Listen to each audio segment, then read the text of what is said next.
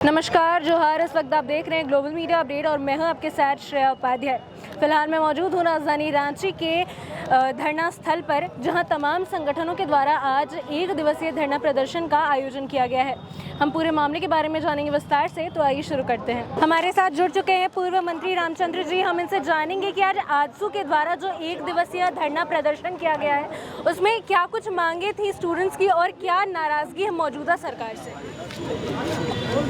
JSSC के द्वारा CGL का परीक्षा का आयोजन होता है और उसमें राज्य के लाखों की संख्या में छात्र छात्राएं परीक्षा में भाग लेते हैं। 2 पालिका परीक्षा हो जाती है।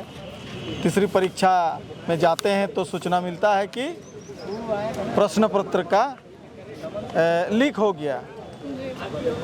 तो सरकार जिस प्रकार से छात्रों के भविष्य के साथ खिलवाड़ करने का काम किया है, भविष्य के साथ जो मजाक बना के रखा है, आज उसी के सिलसिले में कि जो परीक्षा प्रश्न पत्र का जो लीक आउट हुआ उसका सीबीआई जांच हो और इस प्रश्न पत्र लीक आउट के प्रकरण में चाहे मंत्री हो, संतरी हो, चाहे उसके पदाधिकारी हो या उनके संरक्षण में जो अपने आप को ताकतवर समझते हैं, वो खुलासा हो जाए। आज हम लोग महामहिम राज्यपाल के सामने मांग पत्र दिए हैं कि आप संज्ञान में ले इन विषयों को। छात्रों के साथ अन्याय हो रहा और छात्र के भविष्य को बचाया जाए।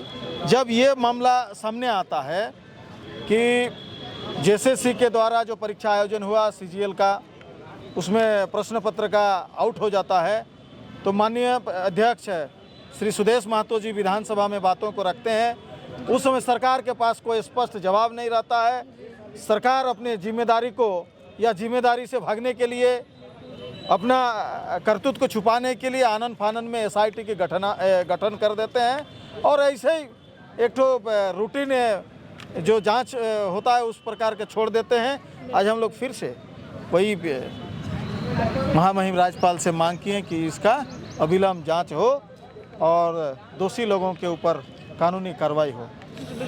हमारे साथ आजसू के केंद्र मुख्य प्रवक्ता देवशरण भगत जी भी मौजूद हैं। सर, क्या कुछ कहना चाहेंगे मौजूदा सरकार के खिलाफ, क्या कुछ नाराजगी है आजसू छात्र संघ की? पूरे केवल आजसू छात्र संघ नहीं बल्कि पूरे झारखंड के युवाओं का जो भावना है, उनका जो आक्रोश है, उसका इन लोगों ने नेतृत्व किया है। इन लोगों ने कई एक चरण में छात्र संघ के द्वारा कार्यक्रम किया गया। पहले तो सभी विश्वविद्यालय में, विद्यालय में, महाविद्यालय में इस मामले को लेकर के हस्ताक्षर अभियान चलाया गया। उपायुक्त के माध्यम से राज्यपाल को प्रेषित चिट्ठी भेजी गई। आज राजभवन के समक्ष आकर के अपनी बातों को रखा गया।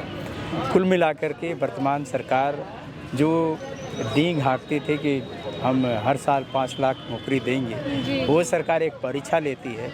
परीक्षा लेना तो दूर, परीक्षा का प्रश्न पत्र ही पहले लीक हो जाता है और जब इसको लेकर के छात्र अपना प्रतिकार करते हैं तो उन पर लाठियाँ चलती हैं, उन पर केस किया जाता है। तो छात्रों में आक्रोश है। उनका कहना है कि निर्दोष छात्रों पर कार्रवाई बंद करे, उस पर जो एफआईआर किया है उसको वापस ले और जो लोग दोषी हैं, जिनके कारण छात्रों का भविष्य का खिलवाड़ हो रहा है, जिनके कारण छात्र का भविष्य अंधकारमय दिख रहा है, उन पर कड़ी कार्रवाई हो।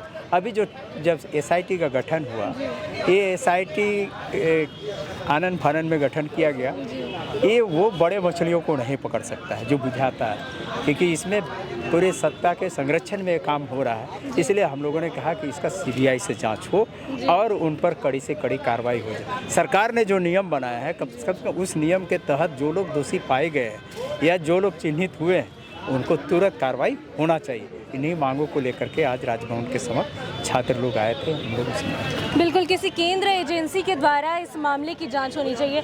हमने देखा सर कि बाकी जो संगठन है, जो बाकी जो संघ है, उनसे भी आप लोगों ने मुलाकात की, तो क्या कुछ बातचीत हुई, क्या कुछ परेशानियां आप लोगों ने उनसे जानी? हमने यहाँ आया तो देखे कि केवल हम लोग नहीं, बहुत लोग बहुत दिनों से राजभवन की इस जगह को ही अपना घर बना लिया। जी उधर इंजीनियरिंग का परीक्षा लिखे हैं, परीक्षा लिखने के बाद आज तक रिजल्ट ही निकल, वो भी एसएससी के माध्यम से ही है, जेसीसी के माध्यम से आज तक उसका रिजल्ट नहीं निकला है। उन लोग कह रहे हैं कि रिजल्ट तो निकले, आने वाला भविष्य तो संवारे।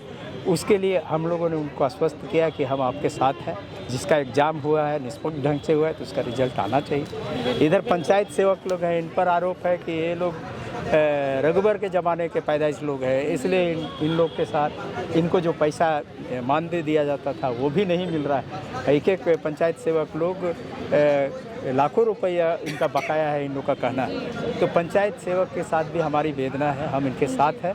और क्योंकि हम हमेशा गांव और ग्राम सभा की बात करते हैं, पंचायत सेवक उस निचले स्तर पे सेवा करते हैं, हम इनकी भावनाओं के साथ। इधर हमने गया तो विकलांग लोग बैठे हुए हैं, तो इन लोगों का भी कितने महीने से यहाँ पर बैठे हैं, उनकी मांगों को लेकर के कोई संवेदनशील नहीं है। हम इनकी वेदना को सुने हैं, उचित रूप से हम इनके साथ हैं, इनकी आवाज़ बनना चाहते हैं, इनके साथ चलना चाहते हैं। हमने बात की आजसू के केंद्र मुख्य प्रवक्ता डॉक्टर देवशरण भगत से। हमने पूरे मामले के बारे में उनसे विस्तार से जाना। साथ ही साथ हम ऐसी तमाम खबरें अब तक यूं ही लेकर आते रहेंगे। तब तक के लिए देखते रहिए ग्लोबल मीडिया अपडेट। धन्यवाद।